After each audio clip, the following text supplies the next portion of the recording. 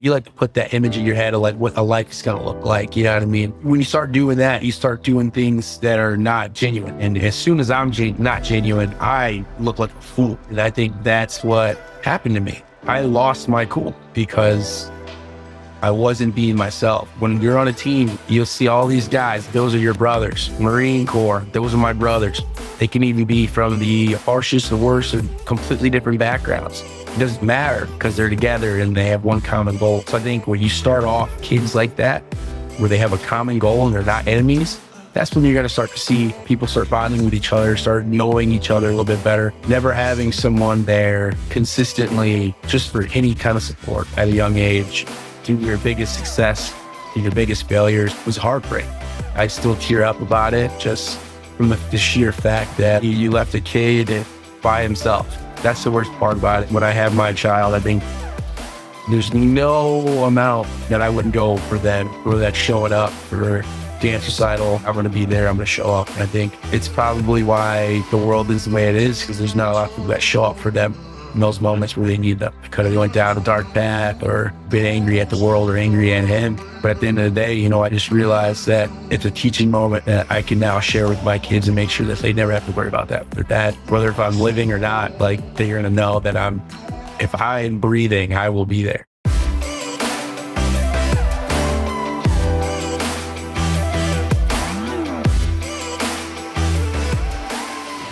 Hey there, welcome back to another great episode of Raj with Kate Eckman. I'm already smiling because we've had more technical difficulties than we can shake a stick at with our next guest, and he's really special. And you may recognize him from one of the biggest, most popular television shows of all time, The Bachelorette.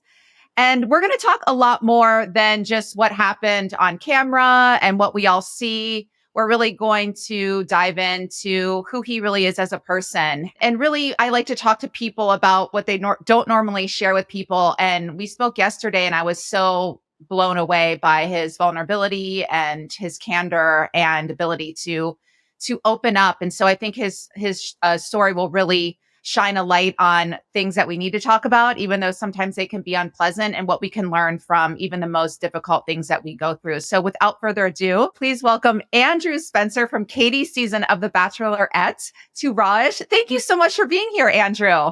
Thanks for having me, Kate. Appreciate it. I so appreciate, you never know what you're going to get when you talk to, you're a friend of a friend, and we never know what we're going to get when we meet new people, if we're going to connect just superficially or can really go in deep. And we just really had this soulful connection right away, even though we're meeting here virtually. And you're not 40, 50, 60 years old, still so young, but so wise and have so much depth. How do you think that you're able to be in that sort of a place at such a young age? Everyone has experiences that change them and that alter them. I think sometimes it comes at an early time in life through trauma or whatever the case may be, where you had to change your aspects of your surroundings. I think it happened early for me. At an early age, we were moving a lot, and, we had some bad circumstances, and next thing you know, it just flipped for me, and I had to make a change. And from there, I think the experiences that I've had, like going on the show, playing football in Austria, making it to the NFL, and then getting cut, and like all those lead to where you are right now. You understand failure. You understand different things that happen in life. I think what stuck out for me yesterday was you have such a glow and this big, beautiful smile that we would never think that you've been through something for me that's quite heartbreaking. I'd love if you could take us back to what happened with your father when you were just a young child and how it impacted your life. Yeah, I get everything that I am right now from my mom. She always taught us never really panic and, to do everything with a smile. So I like to think I'm a happy person, but at the same time, you smile through it all, even the bad times, and don't panic. Your next best day can be around the corner. Obviously starting at an early age, at 5 years old, my dad getting locked up was very difficult for my mother. I think that was the hard part, because not only was she losing her husband, you're going to jail, he was cheating on her. So it was a Bonnie and Clyde situation with him and his mistress, and they both got locked up. So I left my mom not only with 4 kids, but also with a broken heart. So dealing with that and understanding where, at an early age that things are going to be different. I'm not going to be like the other kids. And, you know, I think she made a really good job of just sticking with it and working a ton of jobs. And I actually started playing football right after it happened. So he's never gotten to see me play. He got to see my brother play for 1 year. So it was like next year for me was like, oh,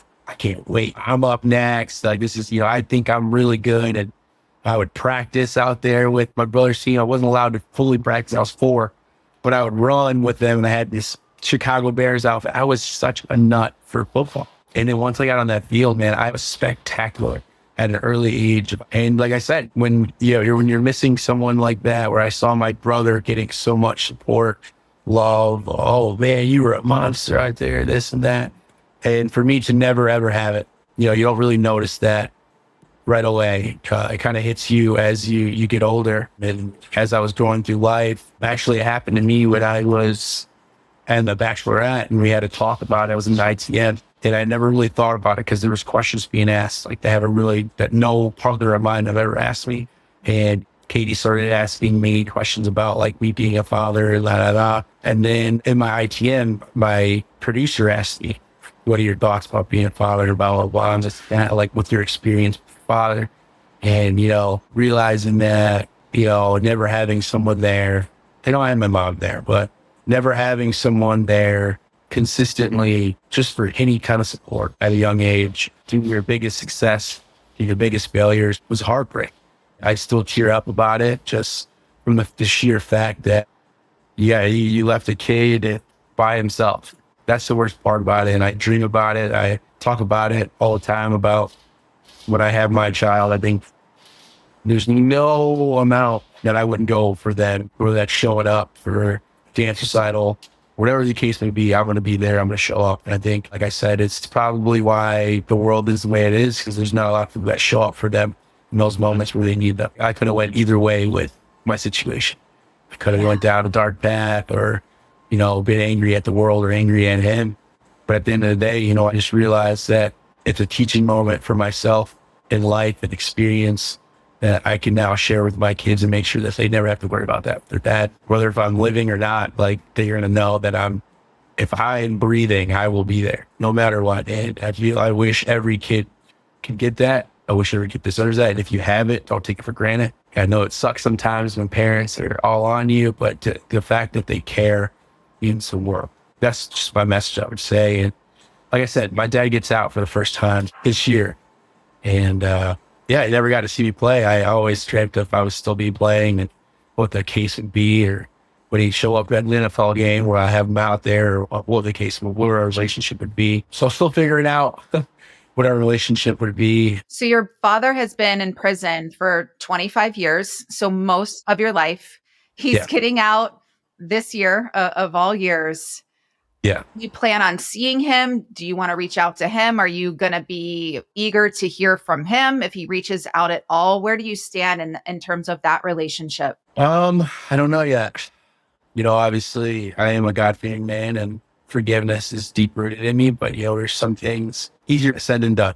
There's no resentment towards him. It's just sadness of the amount of time that was missed and gone, the amount of struggle that my mom had to go through, myself, my siblings. You start to think of that, and you don't want to think about that upon meeting someone, but that is reality, and you can't go back.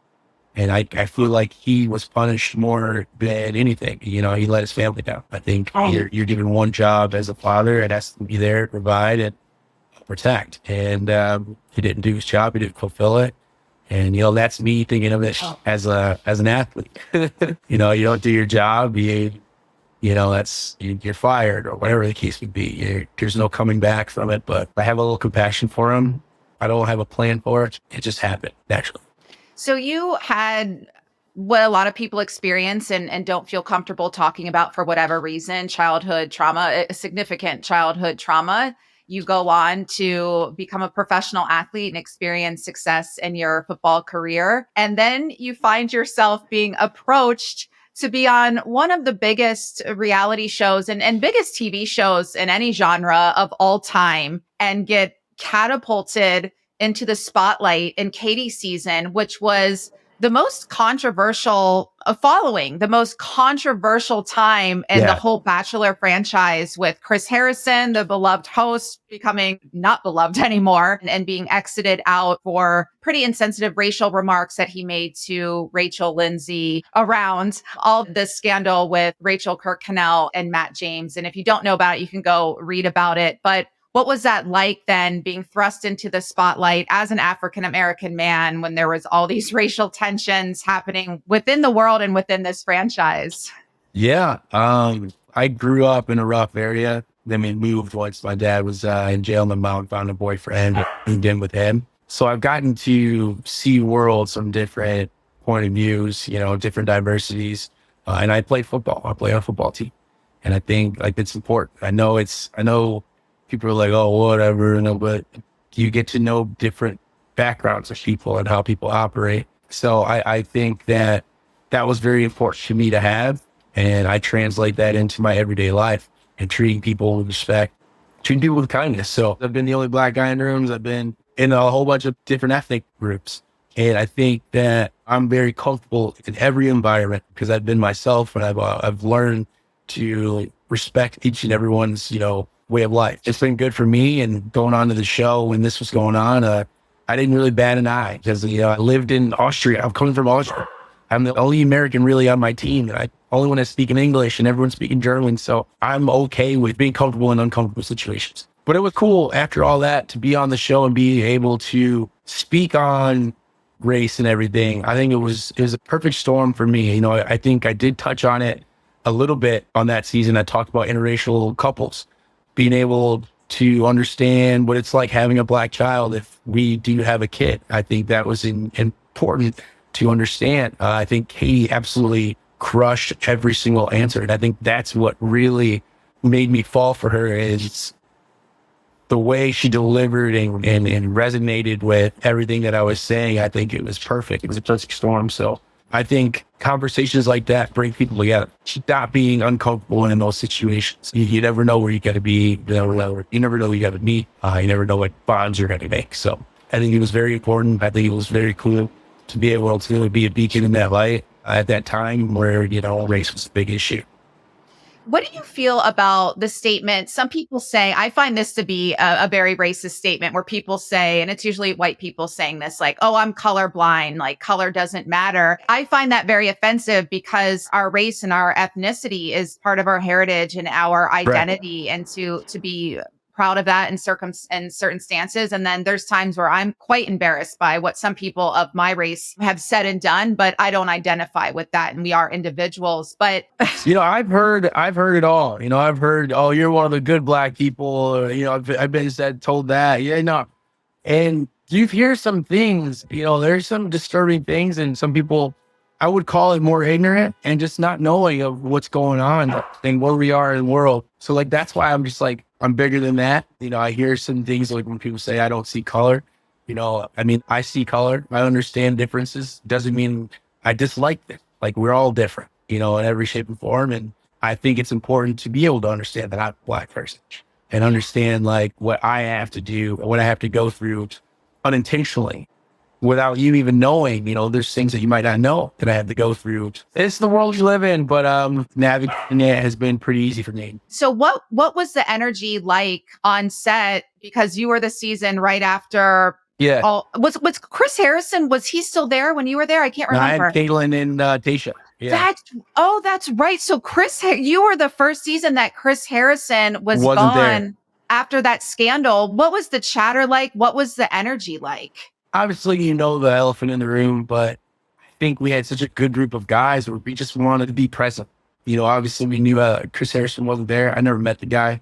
I don't know. All I've heard is what people have said about him. But at that point, it didn't matter to me. There were things that we were all going to discuss, and we were either going to get along with each other in the house or we weren't. My main focus was just the experience and just go into it without overthinking anything. And I think, when there was race being touched on, I think it was handled perfectly and handled with grace. And so never felt anything on the show that made me feel uncomfortable or any other black people on the show feel uncomfortable. I think everyone was pretty likable, liked each other pretty much. So it was good. I have nothing bad to say about the show. Obviously, you wish you would have been able to been a part of the like the original. Being I wasn't even in the mansion. Didn't even go to a mansion. Didn't travel. We were stuck in New Mexico, and I didn't get to meet Right. Chris Harrison. Obviously, with what's going on. So I don't know anything about him. He's nothing to do with me. Obviously, we're both connected to this franchise, but I can't really speak on him because I don't really know. So, what can we still do to improve race relations? I think it starts with children. I think early on, we got to make sure they're in more diverse situations where they can see it, and be able to learn from it faster and understand like this is acceptable to be around these people, and it's not acceptable to spread hate or to have differences in a way to look at someone different. I think that's important. I think that's where people learn faster. Like when you're on a team, you'll see all these guys. They'll tell you every single time when you're on a team, those are your brothers. Marine Corps, those are my brothers. They can even be from the harshest, the worst, or completely different backgrounds. It doesn't matter because they're together and they have one common goal, and that's to be somewhere. So I think when you start off kids like that, where they have a common goal and they're not enemies, that's when you're going to start to see people start bonding with each other, start knowing each other a little bit better. But like, there's so many separation stuff in like different neighborhoods. And that's why you go off by stereotypes. I think that's one of the biggest things is everyone's like, well, I don't know. I've never lived it, never seen it. Let me just throw out a stereotype or a social norm that where I think is happening that actually doesn't happen. So, which I think is America's biggest problem, especially when people talk about like border stuff. You know what I mean? It's like, well, they're killing and pillaging and all this stuff. I'm like, well, that's just because you're hearing it. You've never seen it. You've never been down there. You've been down there, you're reporting it. That's one thing. But that's one of the biggest things for me is making sure that I'm well integrated always, especially at a younger age.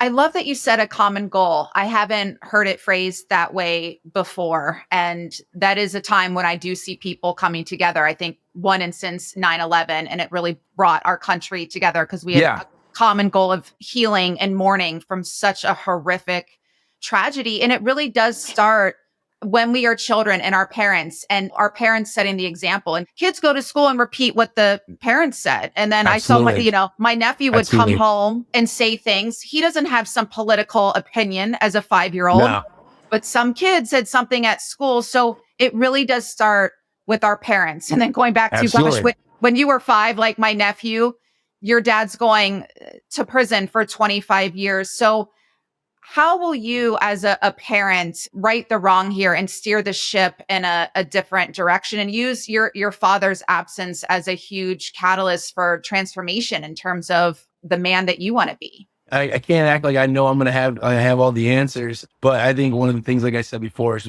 just be present and showing up.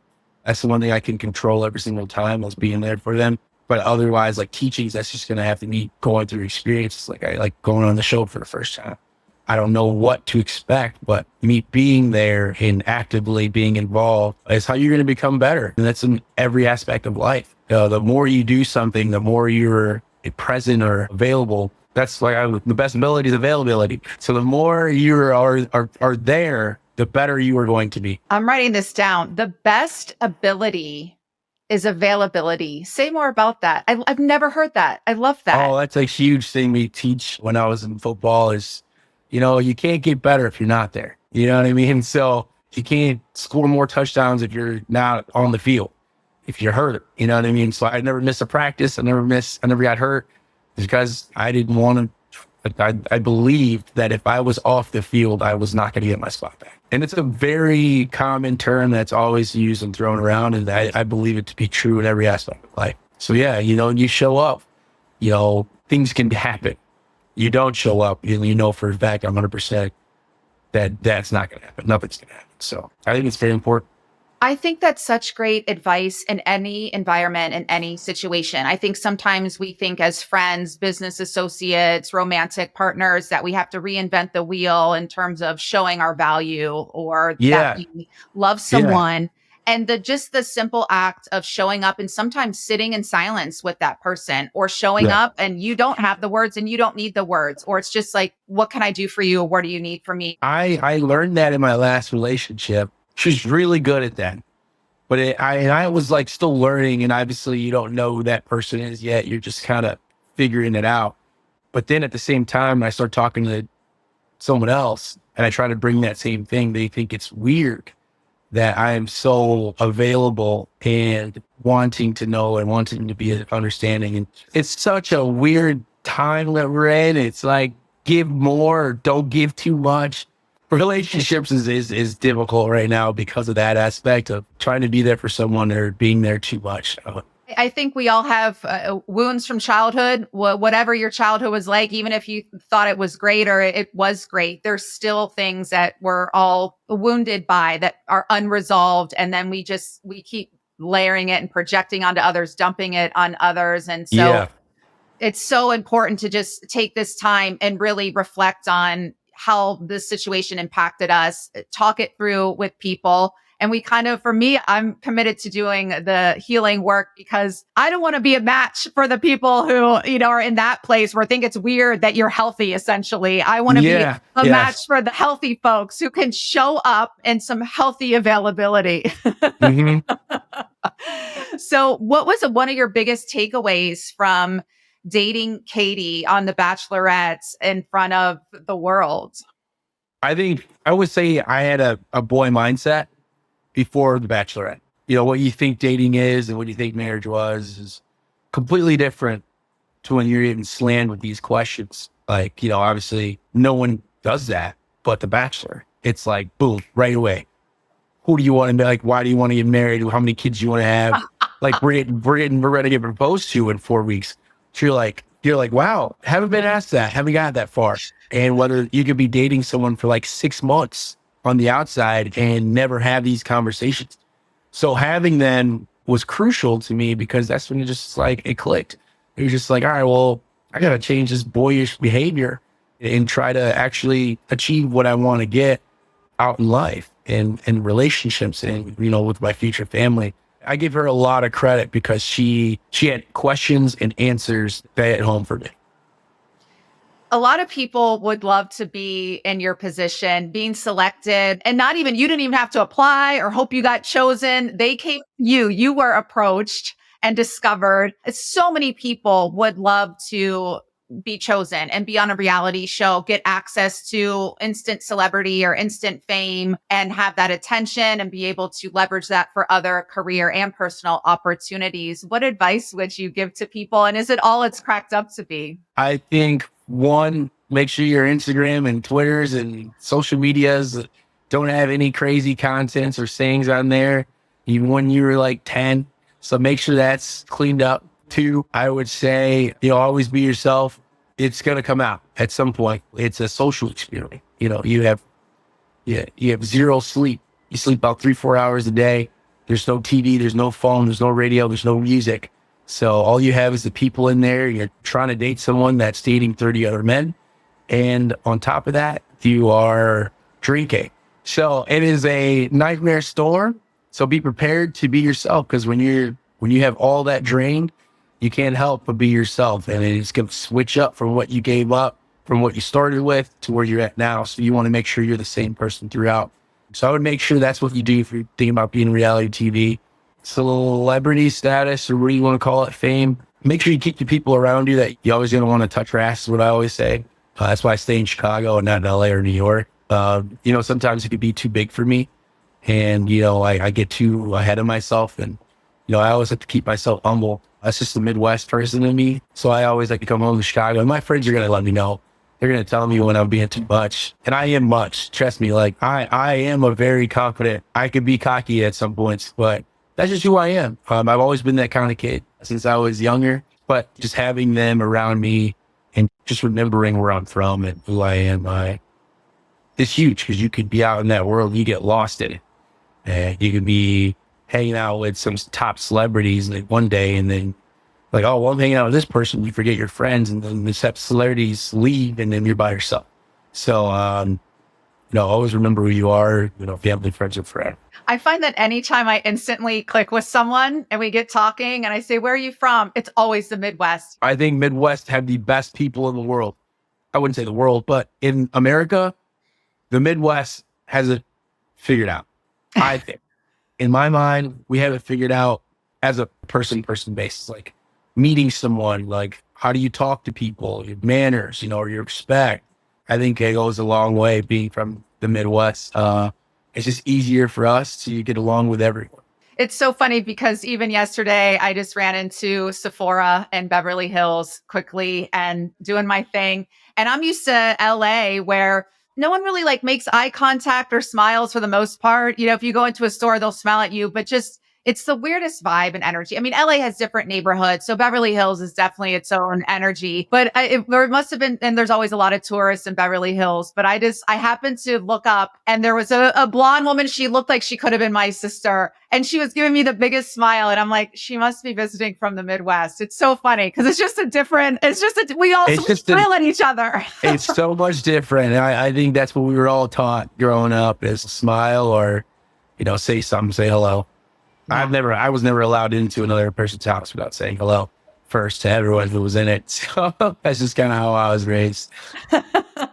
So I don't know if you even feel comfortable speaking on this, but I have spoken to other cast members of reality shows, and there's been many scandals that are starting to come out in terms of mistreatment on sets. And that's not just with reality shows. There's been a lot of documentaries about actors being mistreated as children and adults. Did you find that you guys were treated appropriately? Labor laws weren't being violated? You probably can't call it out. I'm sure you signed some paperwork, but did you have I guess, healthy experience while being on a reality show? Oh, I had super healthy experience. I loved everyone I worked with. At the end of the day, if your edit doesn't go your way, it's a television show at the same time. And you did say those things. So like I always say, the eye in the sky never lies, and that's film. And I bring back to football, and it's what you put out there is there. No one made you say the things that you said. Maybe they could be taken out of context, but you said them. So if they're about someone else, that's on you. I think I always try to keep my business to myself. Don't be nosy. That's another thing that as a Midwest thing, we don't really like to be in too many people's business and we keep to ourselves. But yeah, I have a lot of love for Bachelor Nation and the producers, and they treated me super well. I think it goes for a lot of people in the cast that say the same thing. Obviously sometimes you might get a bad edit and that's what happens. That's just, what they thought was the best television to make. Speaking of bad edits, I stopped watching TV somewhat recently, but you were also on Bachelor in Paradise, correct? Oh yeah, you agreed. That was a bad edit too. What was that? First of all, what Bachelor in Paradise? And you're right, the alcohol. What is going on there? I mean, that's what it was. It's what it is. It's what it is. It's too much alcohol, and it's 105 degrees. You sleep outside pretty much. You're just hot all day. You can't get pretty, and you got to go and talk to a girl you like that may not even like you. So it was just like, that was the worst episode I've ever done. I would do it over again because this is where when I talk about when you try to be something you're not, I did that. I thought I had it all planned. I thought I had schemed out. I got this whole thing planned out. I'm going to get this. I'm going to get this girl. We're going to be this major Bachelor Nation couple. I'm going to be making money. That's what I went in with. And it blew up right in my face. You know what I mean? And then I think that's just a sign from God. It's like, humble yourself. And I got humbled on that beach. And I remember it. And I was there every step of the way. And I was so mad at myself for letting myself get to that point where that's the things that I was doing. So, yeah, Paradise is tough for me. Everyone was crying. I cried so many times. I'm an emotional guy. I just went to go see It Ends With Us last night. It's a movie with Blake Lively. Ended up tearing up in there. So I'm a very emotional guy, but it only started after The Bachelor, though. I didn't cry before The Bachelor. Before The Bachelor, I was tough, macho football guy. Oh. After, I completely was in tune with my feelings, and I just, I don't care about crying anymore. I always tell my friends to, go ahead and cry. It's all right, man. So it opened you up, and it's the whole reason I created this show is to ask questions and go deeper and to talk about things that can really open us up, not just our minds, but our hearts, and to really get people to feel deeply in a meaningful way, or maybe feel at all for the first time. And so it kind of speaks to how you went about your life and you just stayed focused on your goals and football and try to put some of that other pain and distractions out of your mind. And then oh yeah. But it is that lesson that at some point, It's gonna whether come we out. like it or it's gonna It's gonna come come out. out. Yeah. And I was blessed it happened on the show and not somewhere else or with someone, you know what I mean? And you don't know how that emotion is going to come out. It could be in so many different shapes or forms. And, that happens to a lot of people in the world. And that's why I believe in therapists. I don't have one because I feel like I vent enough and I cry enough. And I'm not ashamed to admit my faults and admit things that go on in my life. So, I can do it, but I just, it's expensive. So, but I hope everyone else, if they need to get therapy, definitely do that. I'm a huge advocate for that. I know a lot of my friends are in it and that they do really well and they love it, and it's changed their life.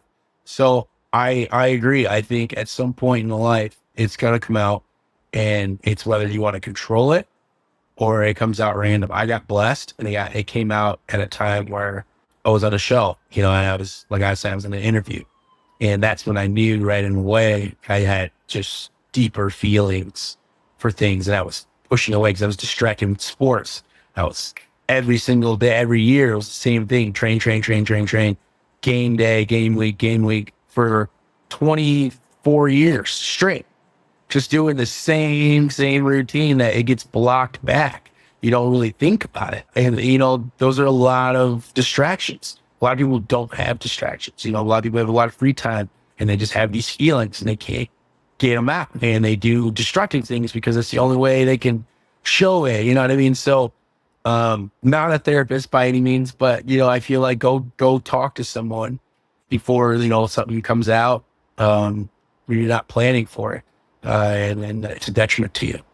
Yeah, and you can see why so many of us do want to stuff down, whether it's food, drinking, drugs, shopping, pornography, whatever people do to kind of suppress and numb the pain, but that it'll eventually come out, and that it can be really uncomfortable to look at difficult truths about ourselves and others, but that it's also such a gift and so liberating when we're actually able to feel the depths of our pain and feel our feelings.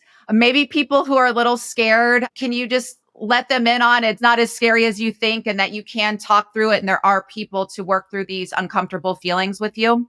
Yeah. I mean, I want to talk to the men, especially Yes. because that's a tough thing for us. I've had some of my friends who've had some passings, and I'm just like, man, like, we cry, bro. Like, it's okay. Like, it's totally okay. And you see them weeping, and they finally let go because they had to be macho in front of their friends. And, growing up, everyone would make fun of you for crying. But no, I think, also being a good friend is allowing a space for your friends to be vulnerable. And, I think all my friends from The Bachelor, like Greg and Justin, we like Planeta, we have no shame in telling how we feel. It's my back home friends who I'm starting to work on and try to make sure that they understand. Cause I mean, all that, The Bachelor, like I said, you talk. That's what you do. You're going to be on there talking, and you're talking about how you feel about today, about meeting Katie today or meeting her tomorrow. Even those little talks are you opening up, talking about how you're feeling inside. So A+ job by The Bachelor, just in how they do things.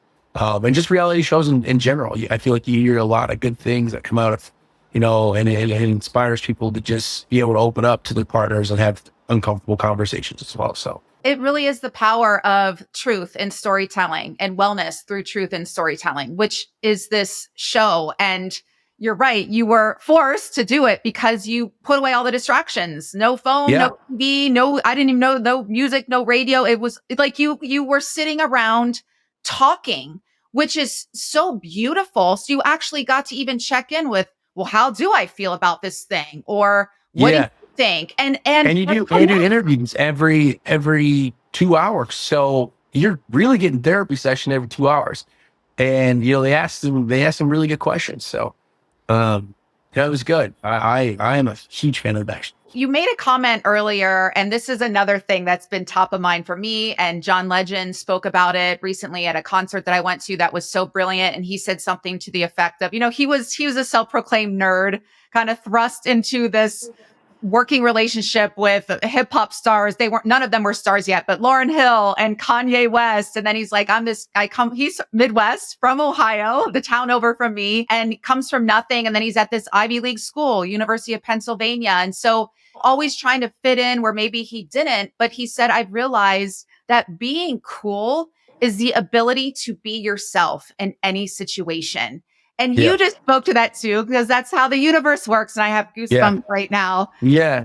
So for those of us who don't fully know, and you don't have to give details, but you had that whole plan on Bachelor in Paradise and it ended up blowing in your face because you weren't being yourself. You were trying to be somebody else. Can you just walk us through that experience a little bit? What you did, however much you want to share, that just did not work and does not work. I think thinking steps ahead can get you in trouble. I think the biggest thing for me, I was thinking like 16 steps ahead. I never even consulted the girl and how she might be feeling. You know what I mean? I'm just thinking, oh yeah, we're going to get engaged and this is how we're going to do it. And, that's before we even met.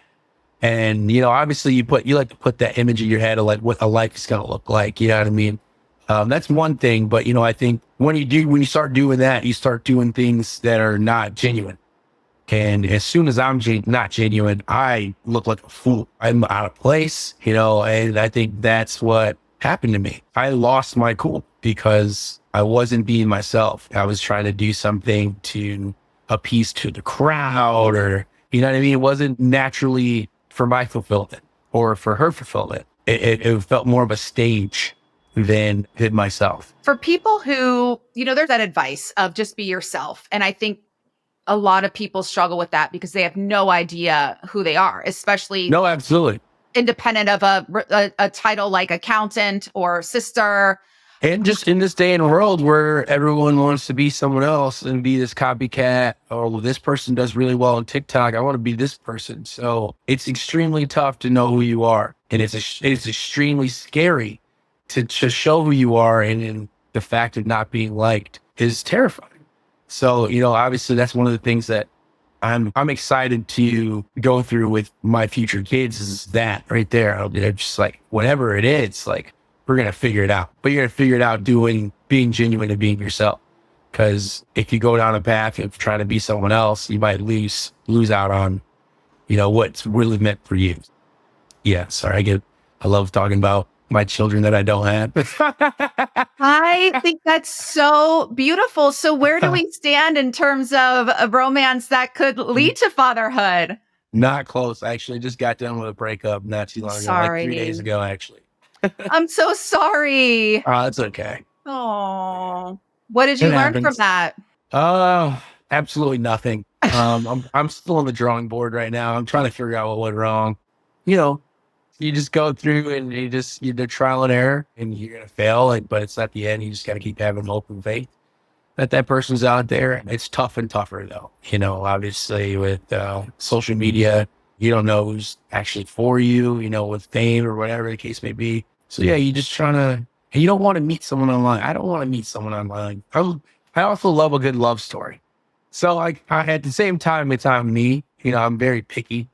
But I think it's all you got in life. You got this one moment, you got this one person, and hopefully for the rest of your life. When you think of that dream partnership, what comes to mind? Who is she? How is she acting? What are you all doing together? So the thing is, I think everyone wants to be the same person. I don't want to be the same person. I just want to enjoy the company of that person. They could not be funny and I could be extremely funny. Well, I think I am pretty funny. But I could be extremely funny. It's just it's a good source of yin and yang. Where can you make up your 50 where I can make up my 50 to make our whole 100? I think that's important. Obviously, you want someone that gives you like a burning passion of love for, you want to look at them and love, just can't believe that this person's in your life. That kind of feeling where it's just like, if you imagine that they're not with you, it hurts. You know what I mean? Like you hurts to breathe like you got asthma. So like those are the moments where I look at someone or feel like I'm in a relationship where I look for, it's like that ultimate spark where it's an unconditional love where it doesn't matter if down the road looks fade or whatever the case would be, but you just have this ultimate feeling of this person. So that's basically what I'm looking for. That's beautiful. How will that person make you feel?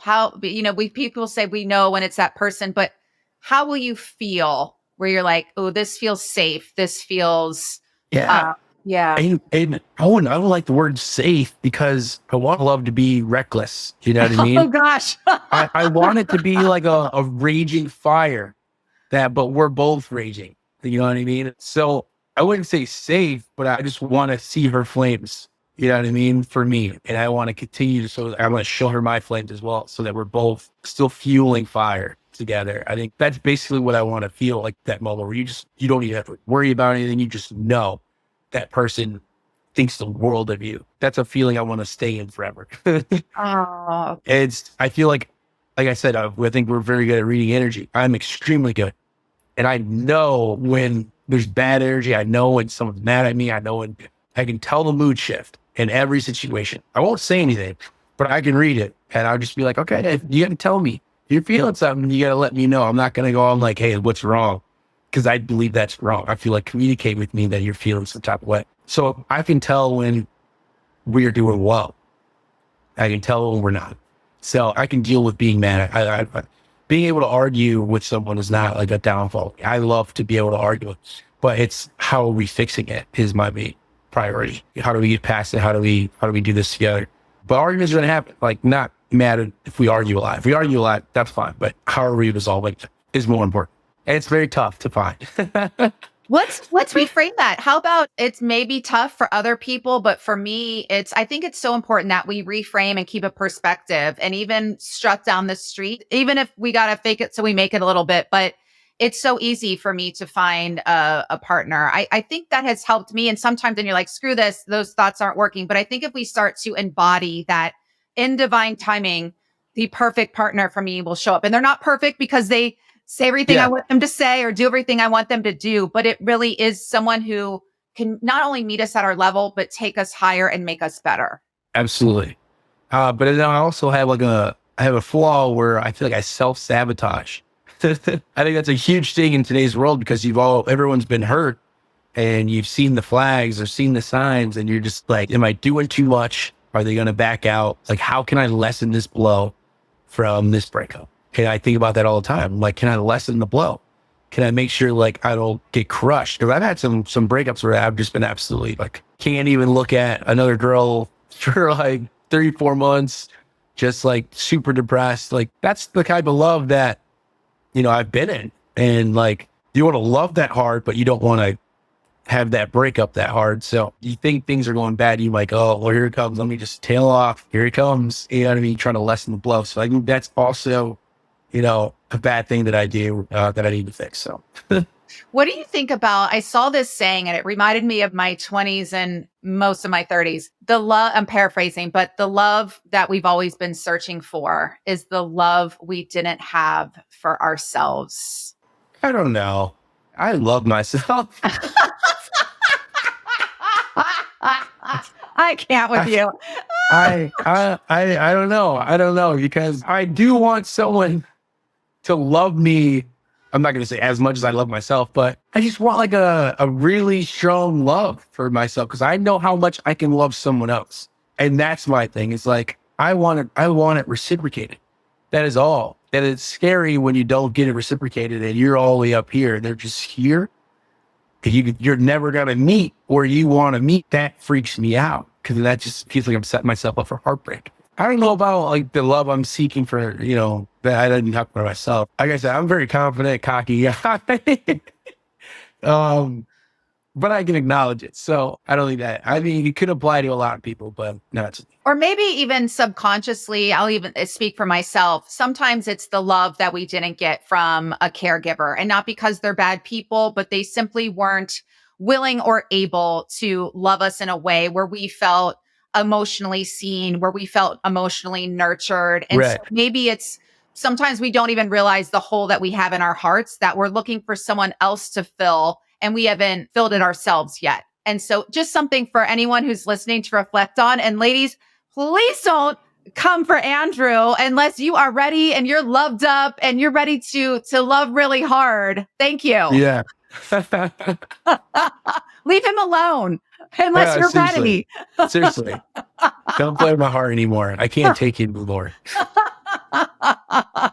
Oh my gosh, you're adorable. I'm going to find a connect and get you some really quality, highly vetted, affordable therapy. So to be continued, we're going to talk about that. And I'd love to be able to offer that to all of my guests and anyone who's listening who would like that. A final thought. You've had so many deep, extraordinary experiences still in your first 2-3 decades. Any final insight or something I know you're very intuitive like me, which I appreciate. Any final intuitive message that you would like to share with our listeners that could maybe help them based on what you've been through? Yeah, I said it earlier. It's just never panic. Don't panic. You survive 100% of your worst days. So you just keep going. It's always brighter at the end of the tunnel. I think when I say don't panic, it just means like don't make a bad situation worse. So whenever you're in a rut, let me put alcohol on top of it. Well, now you're making a bad situation worse. You're panicking. Or I can't find my keys, and you start yelling at a partner or someone else. You're making a bad situation worse. So I believe when you panic, other things start to happen that are bad. Just relax, take a breath, and just understand that it's going to be okay. You know what I mean? It's not too much to get worked up about. And it's just going to be how it's going to help yourself feel better. And it's going to help everyone around you feel better, especially relationships. I think a lot of my friends love the fact that I am that way. We could be in the middle of the ocean, but well, hey, at least we got a life raft. You know what I mean? So it's one of those always looking optimistic thing for me. I think that's important, especially for someone to be like that in the friends group. I love that. Andrew Spencer, you are so worthy of an extraordinary love, and I can't wait for it to find you because I know you will offer that back. And please invite me to your wedding because I'll be like, remember that moment? So I'm declaring it, my lips to God's ears. I'm declaring it for both of us. I'm excited for both of us, and I don't want a wedding. I'm going to elope, but I'll invite you to my party when I come back to the States from my Italian wedding. Either way works for me. I'm excited for us. I'm going to remember this moment, and it's sooner than we think. So I'm holding space for that. And I'm excited. I'm going to use I'm going to do in part of my visualization. I can't wait to invite Andrew to the party, my wedding party. So awesome. Can't wait to be there. We're going to speed it up. Thank you so much for being here. I appreciate you and your heart so much. You're such a beautiful person. And I just wish you nothing but the best. So thank you so much. Thank you so much. Thanks for having me. Absolutely. And thank you for joining us. I'm sure you had just as much fun as we did. We'll see you next time right here on Raj with Kate Eckman. Bye, everybody.